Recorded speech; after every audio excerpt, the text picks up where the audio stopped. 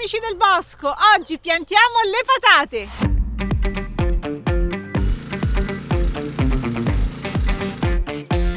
Formazione speciale, siamo venuti a trovare Pietro, siamo all'azienda agricola Poderacce e ci siamo portati non solo le patate ma anche Cristiano che ci darà una mano nei lavori. Allora sì, Oggi facciamo una coltivazione abbastanza importante, per questo ci serve un motocoltivatore al quale adattiamo la fresa e anche l'assolcatore. Però partiamo dal terreno. Pietro, questo terreno l'avevi già lavorato tu, raccontando in un video di orto da coltivare cosa avevi fatto. Esatto Francesca, abbiamo fatto 5+1 metodi di lavorazione della terra per piantare le patate. Quindi oggi vi passo il testimone e andate avanti. Quindi buon lavoro e ci vediamo dopo. Prima di iniziare un'analisi del suolo, cosa fondamentale. Siamo di fronte a un terreno molto sciolto, leggermente umido ancora, ma tende molto a drenare e questo è fondamentale perché la patata vuole un terreno molto sciolto, drenante e profondo. Teme molto i ristagni idrici, ma è anche vero che nel suo ciclo vegetativo ha bisogno di una discreta quantità d'acqua, tra i 500 e i 750 mm in tutto l'arco vegetativo. Le patate però hanno bisogno anche di nutrimento, quindi prima di iniziare a lavorare ci andiamo a prendere il letame maturo, lo spargiamo nel campo per poi integrarlo. In questo caso abbiamo del letame di pecora. Letame completamente maturo che andremo a spargere superficialmente lungo la nostra striscia di coltivazione e poi integreremo il tutto con la fresa. Ai motori ci pensa Cristiano, adesso fresatura. Partiamo!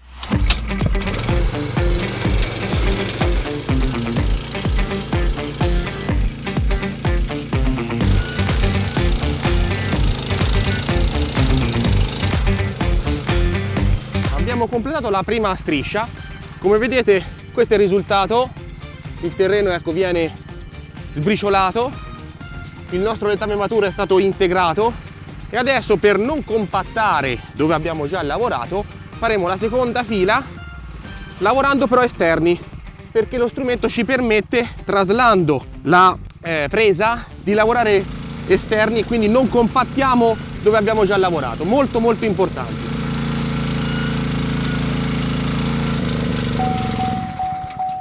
Te l'avevo detto di controllare se c'era il carburante però, Lo dovevi fare tu! No, Pietro, era Pietro che lo doveva fare! Ma non era Filippo!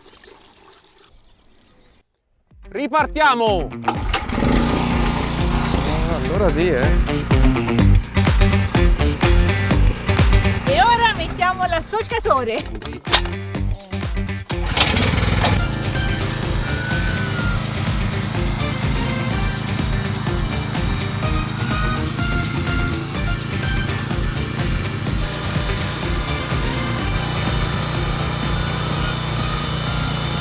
Vedi che non sono l'unica che fa le righe storte. Adesso abbiamo due linee, due solchi distanziati indicativamente 70-80 cm dentro i quali andremo a disporre le nostre patate. La semina delle patate in realtà non è una vera semina perché noi mettiamo a terra i tuberi. Innanzitutto parliamo di Solanum tuberosum, è una solanacea stolonifera, dobbiamo fare in modo che il tubero si sviluppi nella maniera migliore. Fondamentalmente il tubero è un ingrossamento dello stolone, cioè di quel fusto sotterraneo che caratterizza questa coltura, che è una enorme riserva di sostanze nutritive, di zuccheri, di carboidrati e di amidi in particolar modo. E dovete osservare, quando andate a fare la semina, queste depressioni, ovvero le gemme. Questi sono gli inizi dei nostri famosi fusti sotterranei, di questi stoloni, che poi emergeranno, ingrosseranno e produrranno proprio il tube. Possiamo seminare la patata così com'è intera, oppure per avere più piante, utilizzando meno patate al momento della semina, possiamo tagliare la patata. Qui l'abbiamo fatta in due parti, ma possiamo addirittura farla a spicchi.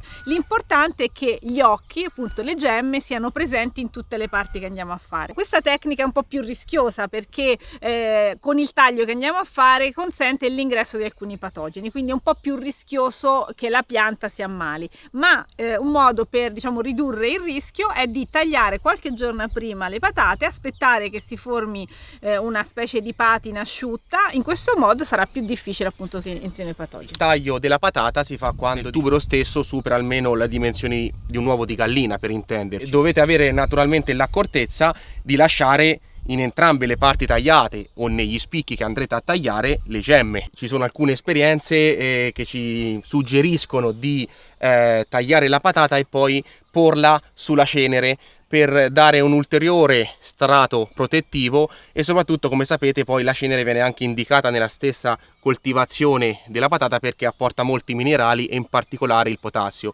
Però massima attenzione sulla cenere, perché innanzitutto tende ad alcalinizzare il pH del suolo, e invece la patata desidera dei terreni subacidi con un pH indicativo intorno a 6,5, 6. In questo range lei riesce a captare in maniera molto efficiente tutte le sostanze nutritive di cui ha bisogno e crescere in maniera sana e essere anche molto più produttiva.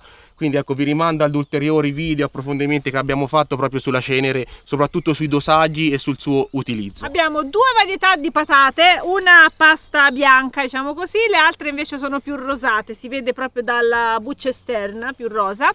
Faremo un solco con una varietà e un solco con l'altro, più mettiamo anche quelle tagliate, così vediamo la differenza, se c'è differenza nello sviluppo della pianta. Andremo a disporre su questa fila le rosse e di là quelle bianche. Andremo a mettere in questo modo il nostro tubero distanziato l'uno dall'altro all'incirca di 25, massimo 30 cm. Le patate vogliono temperature abbastanza miti, quindi non si possono mettere troppo presto, però da marzo si comincia. L'elemento importantissimo è che le temperature siano stabili sopra i 10 gradi.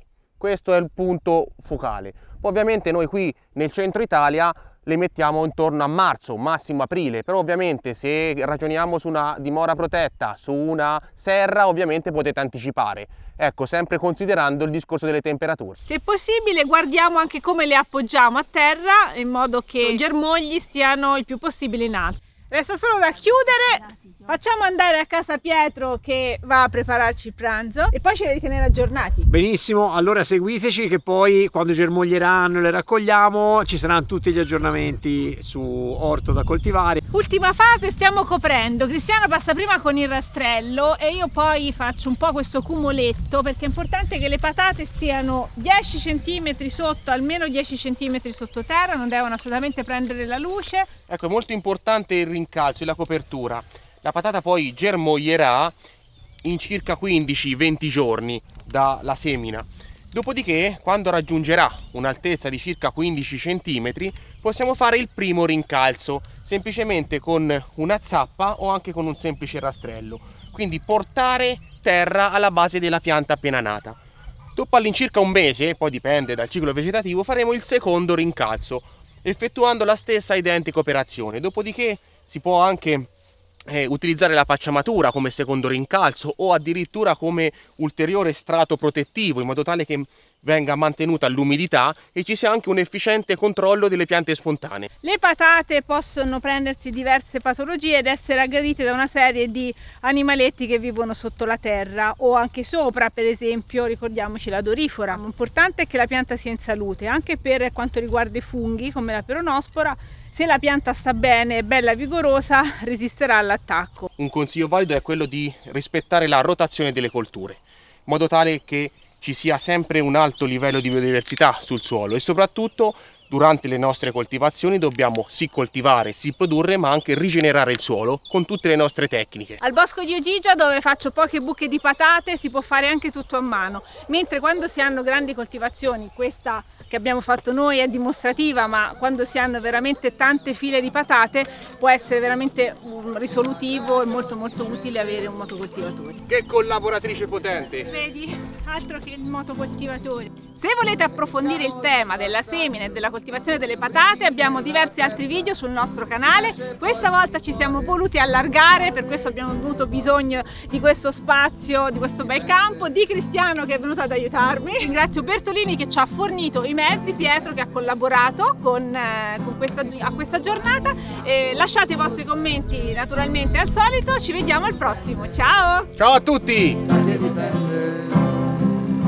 Dalla prova della vanga tutto di